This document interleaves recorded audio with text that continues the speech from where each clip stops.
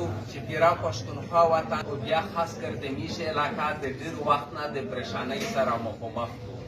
نو په دا حواله باندې په 29 تاریخ د جمعې پر ورځ ګایز په 9 بجې باندې د ونه په بازار کې د پی ټی ایم د طرفه یوه قومي غونډه کیږي چې د دغه غونډې په ذریعه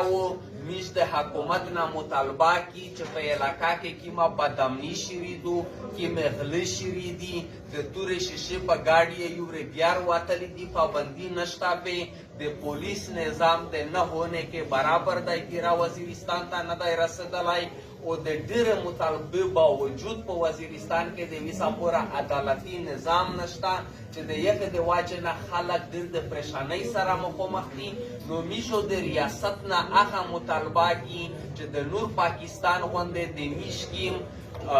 آئینی حقوق دی هغه د میشته ملاو شي چې دغه خلک ها یو د خوشحالۍ ژوند تیر کو او په علاقه کې د غلا د ډاکو د تورې شیشې او د ټیپک د لاوړه زورواکي ختم شي او د دغه سره سره و میش د دغه غونډې په ذریعه باندې خپل کوم ته یو پیغام ورکوي چې یو بیا د انټرنیشنل پالیسۍ لوند د میش په خبره باندې یو بادار ضرورونه دو دلته ریاستي ادارې غوړي چې دا قوم په مختلفې ډلې کې وویشل شي قومي مشرون په یوه سایډ وي ځوانون په بل سایډ وي تعلیم یافته په بل سایډ وي نو چې خلک منتشر وي نو میش ته دا موقع میلاو شي چې میشو علاقه ته بدامني په اسوني سره راوړي نو میشو د دغه غونډې په ذریعه باندې خپل قوم ته دا پیغام ورکوي چې دا مشکل وخت دی دا د یو کول وخت دی نو د دغه د پوره میش د علاقې د جنوبي وزیرستان چې څومره قومونه دي اکا مسجد دي اکا وزیر دي